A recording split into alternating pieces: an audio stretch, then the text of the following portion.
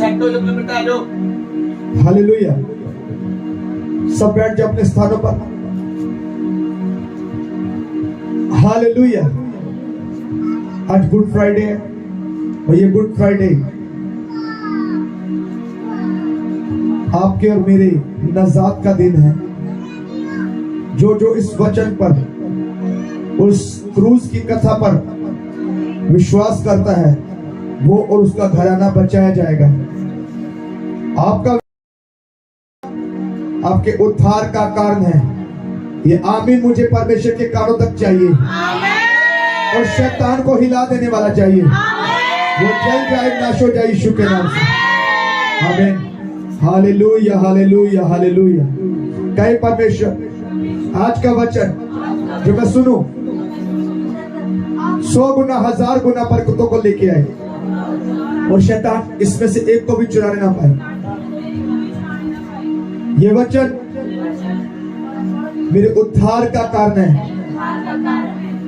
बस मैं विश्वास करूंगा, चलूंगा और 100 गुना फलों को लेके आऊंगा। शैतान इसे चुराने ना पाएगा, क्योंकि मैं यीशु तेरे लहू में छिपा हूं, छिपी हूं।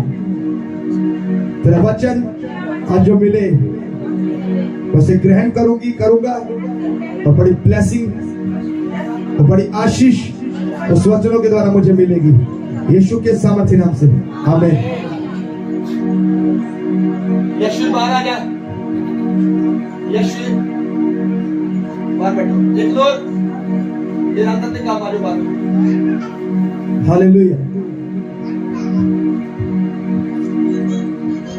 यूहन्ना की इंजील उसका 1 अध्याय उसकी 29 से आज मैं आपके बीच में एक ऐसे गहरे भेद को प्रीच करूंगा। ये जो वचन है ये इतना गहरा भेद है। मैं बहुत साल पहले जब बाइबल कॉलेज में था, देख मेरे संगी भाई ने मुझसे एक प्रश्न किया। उसने कहा, ब्रदर मुझे ये बताएं कि यीशु मसीह ने बपतिस्मा क्यों लिया। उसने कहा कि मैंने प्रश्न पूछा किसी से, उसने उत्तर नहीं दिया। लेकिन उन दिनों में वो मुझसे बड़ा प्रेम करते थे। मेरे संगी भाई जो बाइबल कॉलेज में थे, उन्हें पता था कि ये प्रभु के साथ इसके रिलेशन है। धन्यवाद प्रभु का कि उसने ऐसा मुझे बनाया। उसने मुझे प्रश्न पूछा कि यीशु मसीह ने बपतिस्मा क्यों लिया। और जब मैंने उसे कहा प्रभु से पूछेंगे, प्रभु बताएगा। तब मैं अपने बाइबल कॉलेज की लाइब्रेरी में गया और वहां पे मुझे एक बुक मिली, द गॉस्पेल ऑफ जॉन, यूहन्ना का सुसमाचार।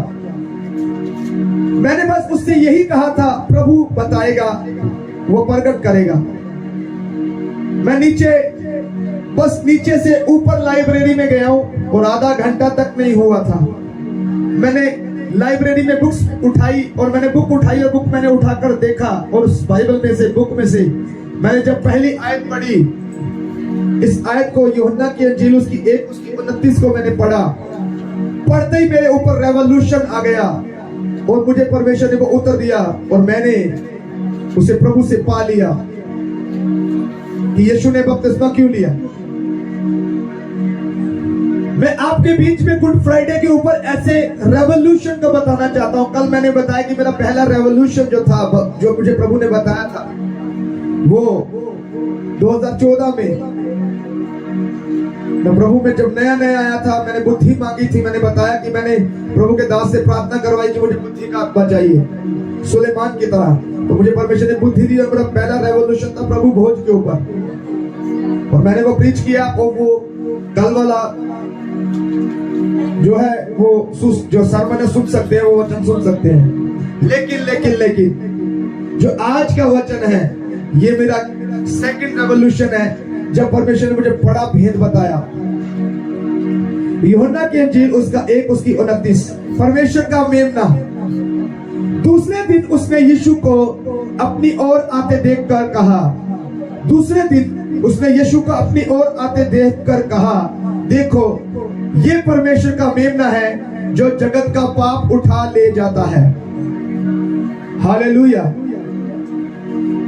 बाइबल बताती है यूहन्ना सुसमाचार में जो यूहन्ना बपतिस्मा देने वाला था वो यीशु के आगे भेजा गया और यीशु मसीह ने उस यूहन्ना सुसमाचार देने वाले को जब उसने देखा उसके पास बपतिस्मा लेने के लिए यीशु आ रहा है, क्योंकि यूहन्ना बपतिस्मा देने वाला उस समय यरदन की नदी के ऊपर लोगों को मन फिराव का बपतिस्मा दिया करता था, पापों से पश्चाताप का बपतिस्मा दिया करता था। उस समय यीशु मसीह यूहन्ना के पास आया और यूहन्ना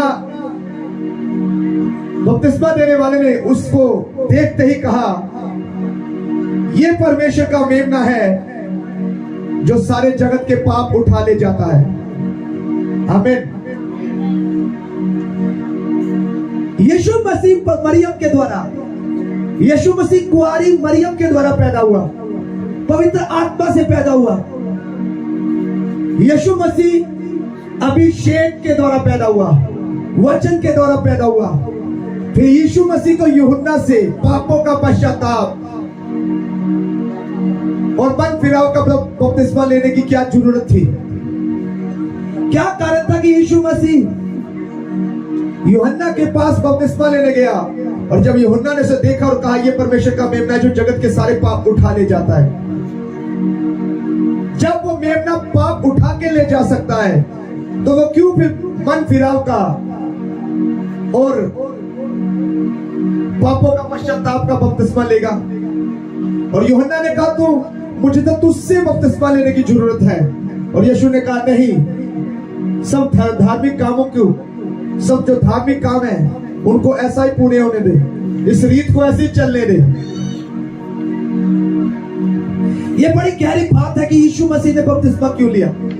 ये आपके और मेरे लिए गुड फ्राइडे पे जानना जरूरी है। आप गुड फ्राइडे को बहुत सारे लोगों ने बार बार सरमन सुने होंगे। हमारे आत्मीय पिता ने बड़े गहरे टीचिंग दिया, अपोस्टल अंकुर यूसुफ नूरुल्लाह जी ने, और प्रभु के अभिषिक्त दासों ने बहुत गहरे भेद, गहरी टीचिंग इस गुड फ्राइडे के ऊपर टीचिंग दी हुई है। मैं सब दासों से सबसे छोटा हूँ, मैं उनमें से किसी के तुल्य नहीं हूँ। मुझ में ऐसी बुद्धि नहीं कि मैं उनकी बराबरी करूं, लेकिन वो परमेश्वर जो परम प्रधान, जो आत्मा से बोलता है, वही कहता है ये वचन तुझे कैसे प्रीच करना है। जब यीशु मसीह पानी और पवित्र आत्मा का बपतिस्मा दिया करता था दूसरे लोगों को, आग का बपतिस्मा दिया करता था, फिर यीशु मसीह जो परम प्रधान का परमेश्वर का पुत्र, और फिर वो यूहन्ना के पास बपतिस्मा लेने क्यों आया, जबकि वो पवित्र आत्मा से, कुंवारी मरियम से जन्मा? देखिए, मैं आपको बताता हूं, यीशु मसीह ने लगभग लूका की अंजील में जब आप पढ़ते हो तो लगभग 30 साल की उम्र पर, 30 साल की आयु में यीशु मसीह ने अपनी सेवकाई स्टार्ट की। एक बार यीशु मसीह 12 साल की उम्र में मंदिर में नजर आते हैं। मंदिर के बाद फिर वो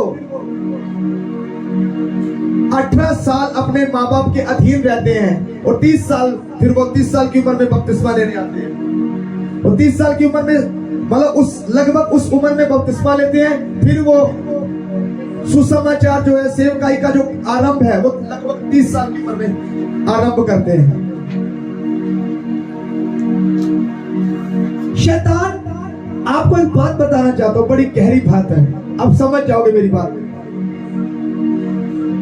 जब बाइबल ये बताती है कि यूहन्ना लोगों को बपतिस्मा दिया करता था, पापों का पश्चाताप का, मन फिराव का, तो वो लोगों को पानी के अंदर, यरदन नदी के अंदर डुबा दिया करता था, जिसे कहते हैं वो इंसान मर गया और जो पानी से बाहर आया है वो एक शुद्ध व्यक्ति है, साफ किया हुआ पवित्र व्यक्ति है।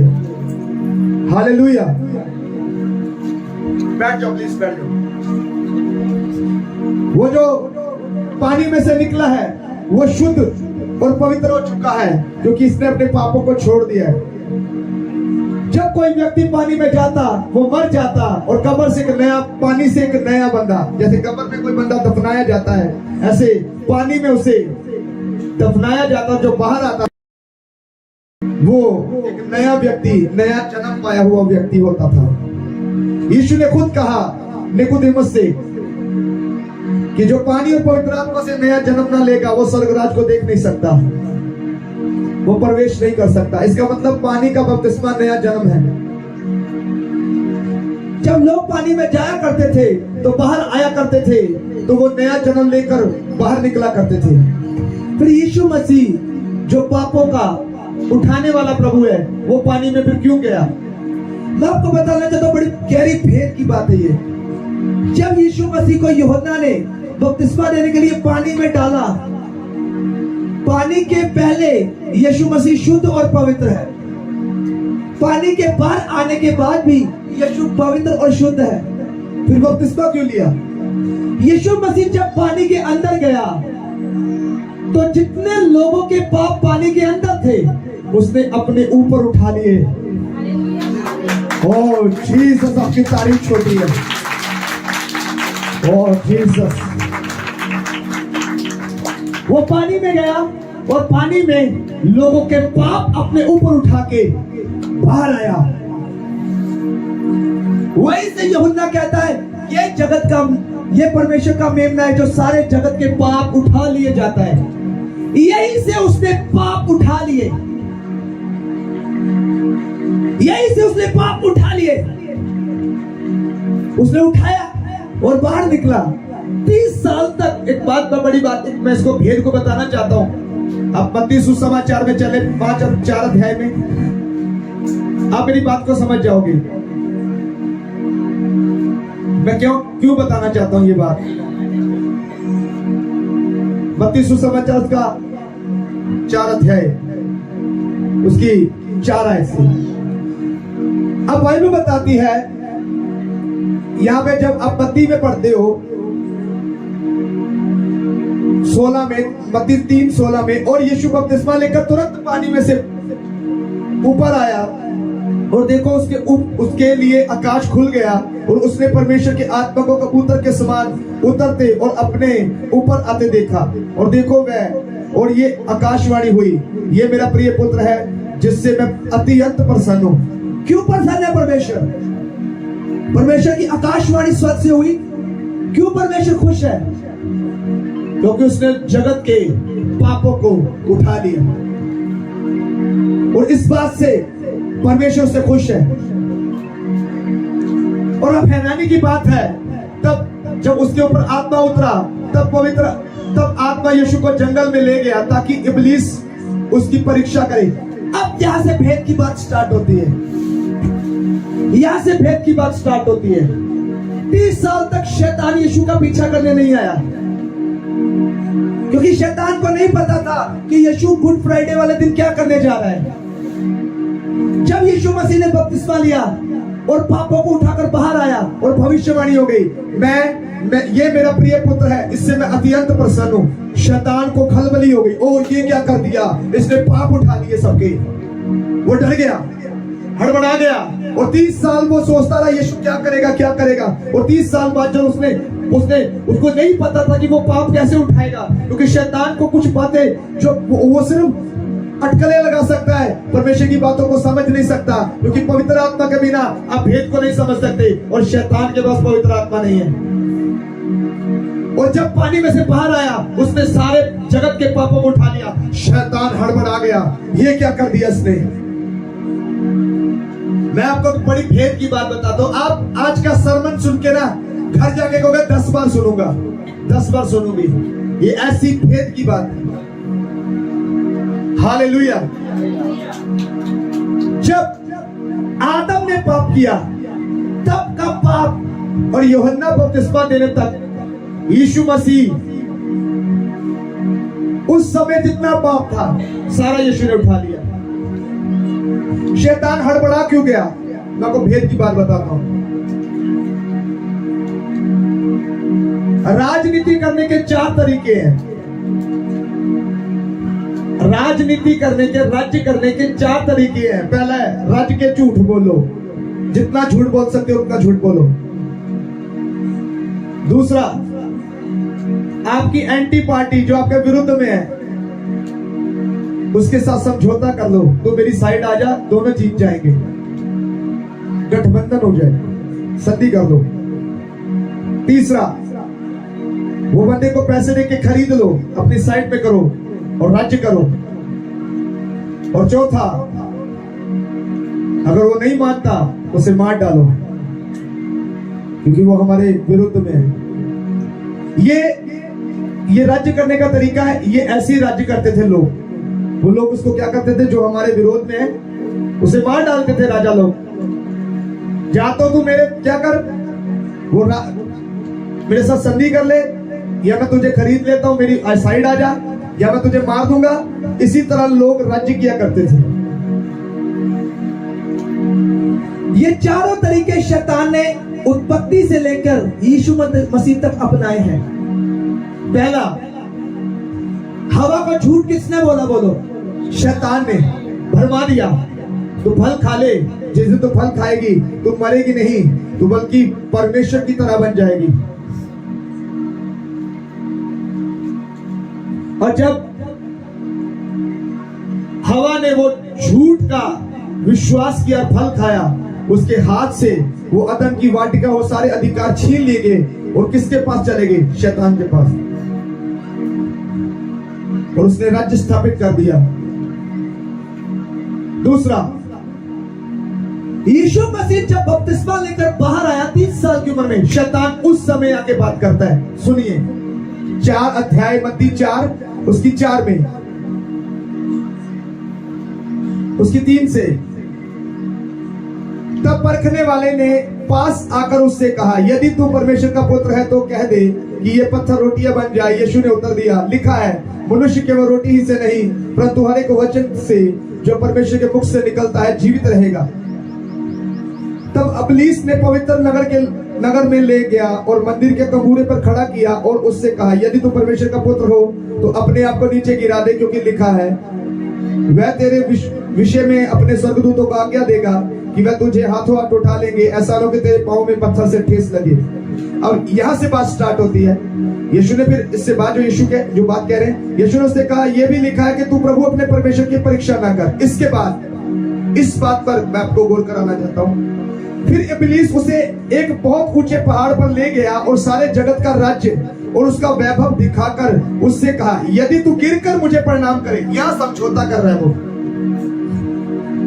समझौता कर ले मुझसे, यदि तू मुझको गिरकर मुझे प्रणाम करे, यदि तू मुझको गिरकर मुझे प्रणाम करे तो मैं ये सब कुछ तुझे दे दूंगा। तब यीशु ने उससे कहा, शैतान दूर हो जा, क्योंकि लिखा है, तू प्रभु अपने परमेश्वर को प्रणाम कर और केवल उसी की उपासना कर। तब शैतान उसके पास से चला गया और देखो स्वर्गदूत आकर उसकी सेवा टहल करने लगे। आमीन। अब यहां से बात शुरू होती है। मैंने क्या कहा? 4 तरीके राज्य करने के। शैतान ने पहली बार राज्य किया झूठ बोलकर।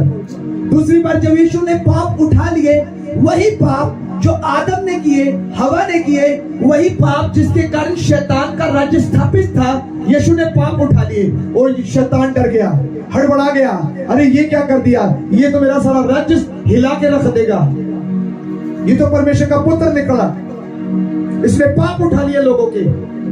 वही आदम का पाप, इसने जो शुरू में मैंने उसको गिराया था, वही पाप इसने उठा लिया है। अब मैं क्या करूं? तो शैतान यीशु के पास आया और उसने समझौता किया, मुझे गिरकर प्रणाम कर दे, ये सारी वस्तुएं मैं तुझे दे दूंगा। उससे समझौता कर ले, मुझे मेरे सामने झुक जा, ये सारा धन दौलत, ये सारी पृथ्वी तुझे चाहिए, मेरे पास है, मैं दे देता हूं, छोड़ परमेश्वर को। और यीशु ने कहा, वचन में लिखा है, तू प्रभु अपने परमेश्वर कर, तू प्रभु अपने परमेश्वर को प्रणाम कर और केवल उसी की उपासना कर। आमीन। अब शैतान को यहाँ पर हड़बड़ाहट हो गई और शैतान 3.5 साल यीशु के पीछे लगा रहा कि वो ना करे जो परमेश्वर की इच्छा है। पतरस को जब यीशु मसीह कह रहे, मैं कलवरी क्रूस पर मरने जा रहा हूं, मैं यरूशलेम में अन्य जातियों के हाथ में दिया जाऊंगा, वो मुझे मार देंगे और मैं तीसरे दिन मुर्दों में से जी उठूंगा। और शैतान को इस बात का पता था। वो पतरस के अंदर से कहता है, पतरस उसे कहता है, यीशु तू नहीं मरेगा, उसे डांटता है, तो यीशु ने उसकी तरफ और चेलों की तरफ मुड़कर देखकर कहा, हे शैतान मुझसे दूर हो जा, क्योंकि तू मनुष्यों की बातों पर मन लगाता है। तो शैतान यीशु को उसकी प्लानिंग पूरी करने से रोक रहा था। लेकिन शैतान का जब कोई हथियार नहीं चला, कोई उसका दाव पेच नहीं चला, तो यीशु को उसने देखा कि मैं से कुछ नहीं कर सकता। उसने यहूदा इस्करियोती को इस्तेमाल किया 30 चांदी के सिक्कों के लिए, उसने उसको पकड़वा दिया। रात जब हमने प्रभु भोज लिया, उसी रात को यीशु मसीह गत्समनी के बाग में गया और गत्समनी के बाग में रोया, हे अब्बा, हे पिता, अगर हो सके तो ये दुख का प्याला मुझसे दूर कर, ये घड़ी मुझसे टल जाए, फिर भी मेरी नहीं तेरी मर्जी पूरी हो। आमीन, हालेलुया। ऐसा प्रभु है हमारा, ऐसा जीवता खुदा है हमारा। वो चेलों से कह रहे मेरे लिए प्रार्थना करो, क्योंकि आत्मा तो तैयार है, शरीर कमजोर है। शैतान ने देखा कि अब मैं से रोक नहीं सकता, उसने यहूदा इस्करियोती को कहा, उसने उसके मन में डाला कि वो यीशु को पकड़वा दे, और यीशु को उसने पकड़ लिया। किसने? यहूदियों ने। जब रात को यीशु मसीह गत्समनी के बाग में प्रार्थना कर रहे थे, तब यहूदा इस्करियोती आया, और जितने उसके साथ यहूदी थे, महायाजक थे, उन्होंने आके उसे पकड़ लिया। और जब यहूदा इस्करियोती ने उसे चूमा, ये निशानी होगी कि ये यीशु है, क्योंकि अंधेरा था। उसने यीशु को चूमा और उन्होंने यीशु को पकड़ा। सारे चेले वहां से भाग गए और अकेला यीशु रह गया। और यीशु मसीह को जब पकड़ा गया, यीशु मसीह ने एक शब्द नहीं बोला। वो उस मेमने की तरह खड़ा रहा जो वध किए जाने पर है। वो बोला नहीं। पिलातुस ने कहा, मैं तुझे छोड़ सकता हूं, मेरे पास अथॉरिटी, अधिकार है, तू क्यों नहीं बोलता? कहता, ये अधिकार तुझे ऊपर से ना दिया होता तो तू मुझ पर कोई अधिकार न रखता। मैं मरने के लिए आया हूं, मुझे मरना ही मरना है, क्योंकि मैंने पाप उठा लिए हैं। अब वही पाप जो मैंने उठा लिए हैं, वही पाप मुझे कलवरी क्रूस के ऊपर लेके मरना है। पुराने नियम में जब लोग पाप बलि लेकर जाया करते थे, तो अपना मेमना, अपना जानवर लेकर जाया करते थे, तो याजक लोगों का हाथ, जो पापी व्यक्ति बलि देने आता था, उसका हाथ पकड़कर वो पापी व्यक्ति के सर को उसकी पाप बलि के ऊपर, उसकी दोष बलि के ऊपर, या मेमना हो, भेड़ हो, बकरा हो, जानवर हो, कुछ भी हो, अब उसका दाहिना हाथ लेकर उसके ऊपर रख देते थे। और वो कहते थे तेरे पाप इस जानवर के अंदर ट्रांसफर हो जाए, और वो ट्रांसफर हो जाया करते थे उसके पाप। और वो मेमना, वो जानवर उसके पाप उठा लिया करता था, फिर उसे मार दिया करता था। उसे मारा जाता था, उसका लहू परमेश्वर के सामने छिड़क दिया जाता था। ये ले, इस बंदे के बदले, इस बंदे के पाप के बदले ये मेमने ने उसके पाप उठा लिए और ये मर गया है, और लहू बहा दिया गया है, तो उसके पाप क्षमा कर दे। यीशु मसीह ने बपतिस्मा लेते हुए सारे पाप उठा लिए और कलवरी क्रूस के ऊपर जाके अपने आप को दे दिया। आपको क्या लगता है, ये सिंपल बात थी? क्या ये आसान बात थी? क्या ये लोगों को बात समझ में नहीं आती? हर चीज प्लान थी। आदम से लेकर यूहन्ना तक यीशु मसीह का बपतिस्मा, उसका कलवरी क्रूस पर चढ़ना और हमारे पापों के लिए मारे जाना, ये प्री प्लानिंग एकदम प्रभु की योजना से एक्यूरेट हो रहा था। और शैतान कंफ्यूज था, ये हो क्या रहा है? मैं तो लोगों को झूठ बुलवा रहा हूँ, मैं लोगों को गालियां निकलवाता हूँ, मैं लोगों को नशे में डाल देता हूँ। बाइबल में लिखा है, हे भोर के चमकते हुए तारे, तू आकाश में कैसे गिर पड़ा? तू जो बड़ी बड़ी कौमों को नाश कर दिया करता था, तू राज्य को तबाह कर दिया करता था, आज तू खुद काट के गिरा दिया गया है। शैतान लोगों को भरमा दिया करता था, कौमों को झूठ बुलवाता था, आपस में जातियों को लड़ाया करता था, वो आपस में लोगों को, कौमों को, धर्मों को लड़ाया करता था, विचार करवाया करता था, लालच करवाया करता था, लूट, लोगों के मन में लालच और लूट को डाल दिया करता था, और लोग एक दूसरे को मारा करते थे। अब यीशु मसीह आ गया है, उसने लोगों का क्रोध ले लिया, लोगों का झूठ ले लिया, वो पानी में गया, उसने लोगों का क्रोध उठाया, उसने लोगों का पाप उठाया, उसने लोगों का विचार उठाया, उसने लोगों की लालच उठाई, उसने लोगों को बीमारियां उठाई, उसने लोगों के गुनाह उठा लिए, और शैतान डर गया। अब ये क्या हो गया भाई?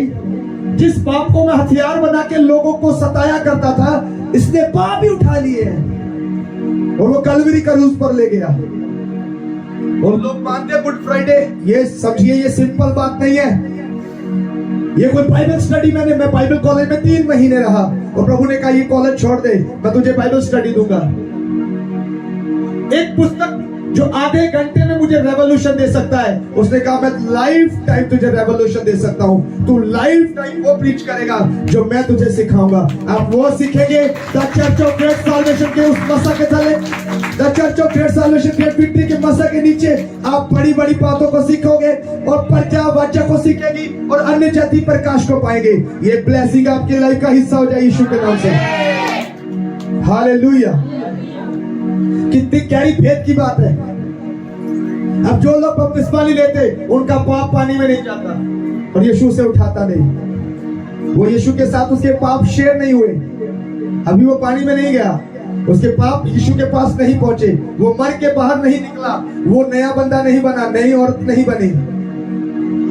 उसके पाप यीशु के कलवरी क्रूज के साथ कनेक्ट नहीं हुए। जब आप बपतिस्मा लेते हो, पानी में जाते हो, तो आपका अब से उस क्रूज के साथ कनेक्शन हो जाता है और आपके पाप वहां पे पहुंच जाते हैं। जब उसने, आपको बताना चाहता हूं, एकमात्र परमेश्वर, एकमात्र दुनिया में एक ही मात्र परमेश्वर यहोवा यीशु मसीह पवित्र आत्मा है जो फ्यूचर में भी जा सकता है और पास्ट में भी जा सकता है। याकूब से कौन लड़ने गया? यीशु लड़ने गया। शरीर में था ना परमेश्वर, किसके पास देह थी इंसानी? मनुष्य का पुत्र कौन था? यीशु। तो याकूब से लड़ने कौन गया? यीशु गया ना, क्योंकि देह में था। उसने कहा तू इंसानों से और परमेश्वर से लड़के जीत गया। सदरक मेशक अबेदनगो को बचाने के लिए कौन गया था? यीशु। वो पास्ट फ्यूचर हर जगह जा सकता है। जब आप अब बपतिस्मा लेते हो, यहां से पाप वो कलवरी क्रूस तक ले जा सकता है। पता है वो बहुत सामर्थी है। वो इंसान के, बाइबल में लिखा है, वो जो हमारे शरीर को, जो लोग मर गए हैं, हड्डियां जिनकी कब्र में है, उनके फिंगरप्रिंट भी वैसे ही कर देगा जैसे उनके थे बचपन से। इतना सामर्थी परमेश्वर है। ये छोड़ दो 2000 साल पहले मरा है और अब उसका अब बपतिस्मा लेने का क्या फायदा? वो कनेक्शन अब भी जुड़ा है। यहाँ बपतिस्मा लो, पाप वहां कलवरी क्रूस पर चले जाते हैं। ये लोगों को नहीं पता। हालेलुया।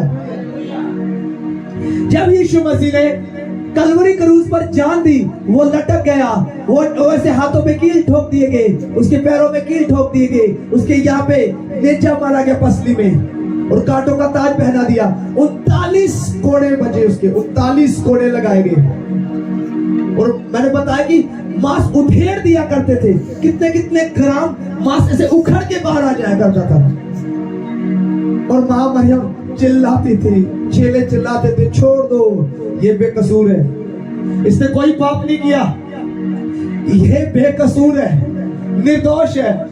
अरे बीमारों को चंगा करता है, अरे ये पापियों को सुधारता है, अरे किसी को गाली नहीं देता बल्कि प्रेम करता है अपने दुश्मनों से। उसके मुंह पर थूका गया, उसने जवाब नहीं दिया। उसकी दाढ़ी नोच दी गई, उसने जवाब नहीं दिया। उसको मारा पीटा गया और कहता है पिता, हे अब्बा इन्हें माफ कर दे, ये नहीं जानते ये क्या करते हैं। अरे वो ना मरता तो हम ना बचते, आप और मैं पाप ना छोड़ते।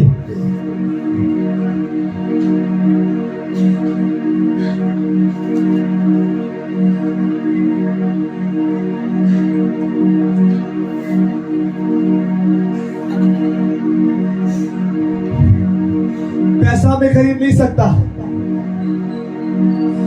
कोई दुनिया की दौलत हमें खरीद नहीं सकती। उसके लहू ने हमें खरीदा है, हमारी कोई कीमत नहीं लगा सकता।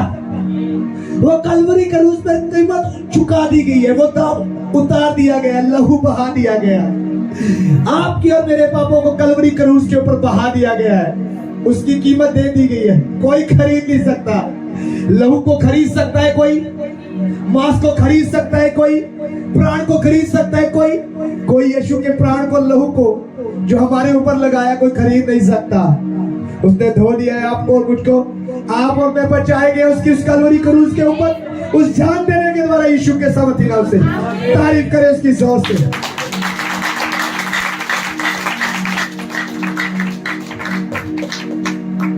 ये सिंपल नहीं है कि वो गुड फ्राइडे वाला दिन आता है, लोग मनाते हैं गुड फ्राइडे गुड फ्राइडे।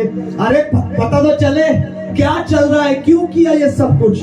आदम से लेके वो पाप, वो यूहन्ना तक वो पानी में जाता है, वो जगत का, वो परमेश्वर का मेमना जगत के सारे पाप उठा लेता है। तो लोगों को पता तक नहीं चला।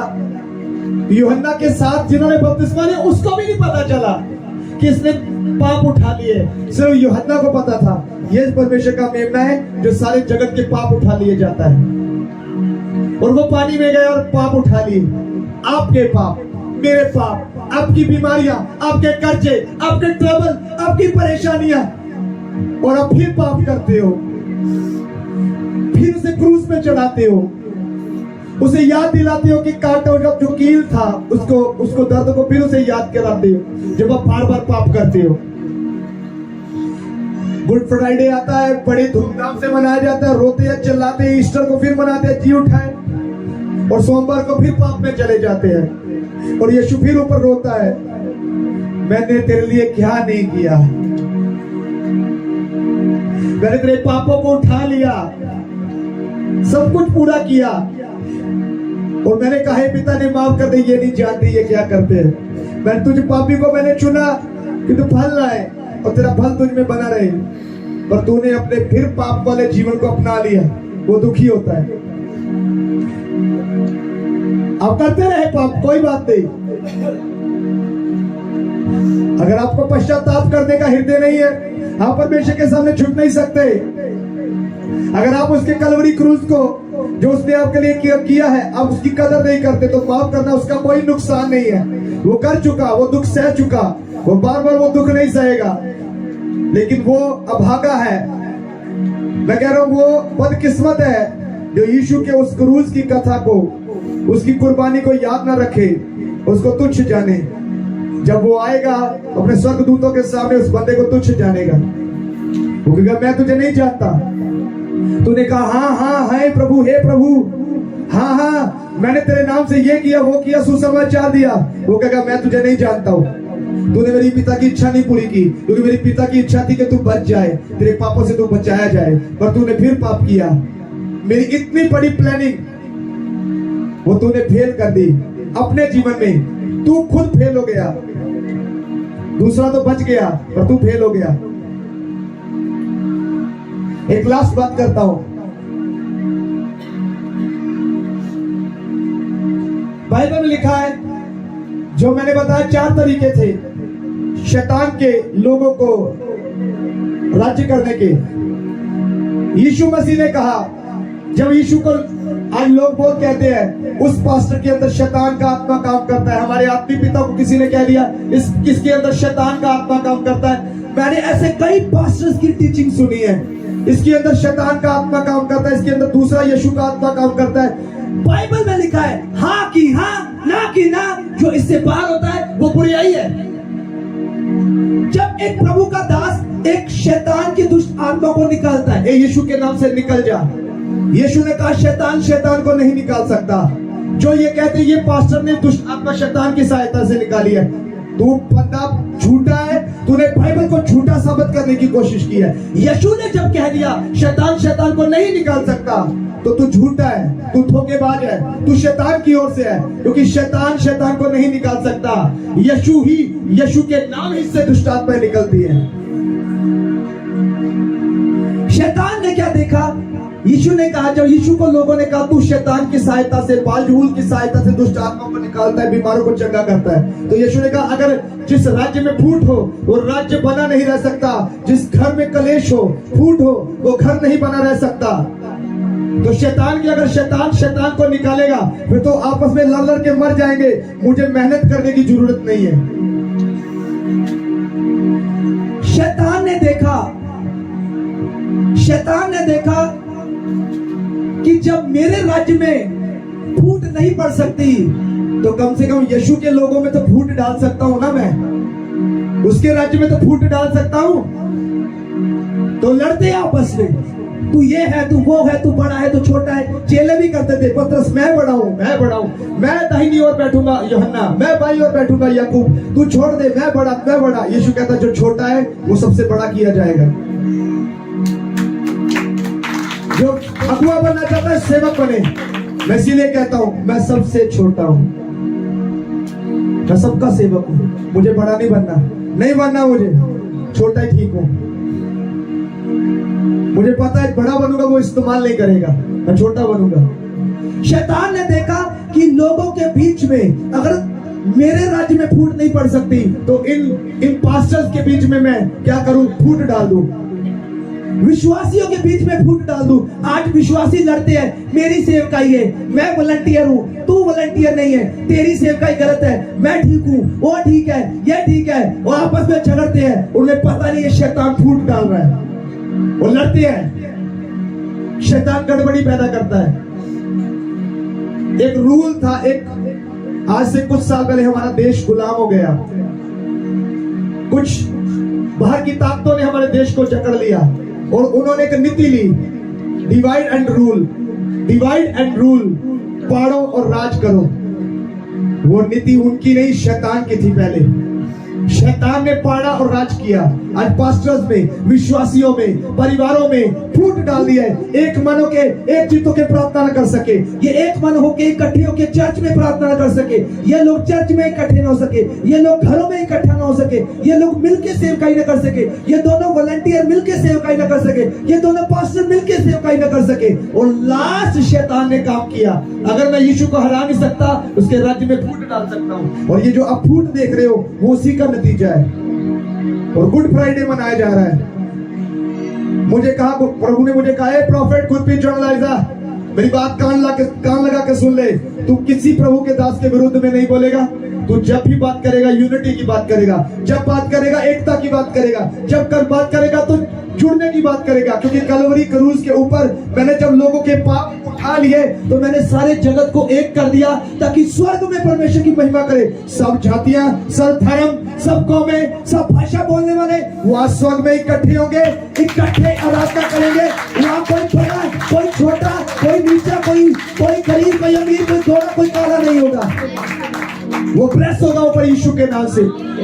ये आमीन। मुझे परमेश्वर का सामर्थ्य वाला चाहिए। Hallelujah, hallelujah, hallelujah.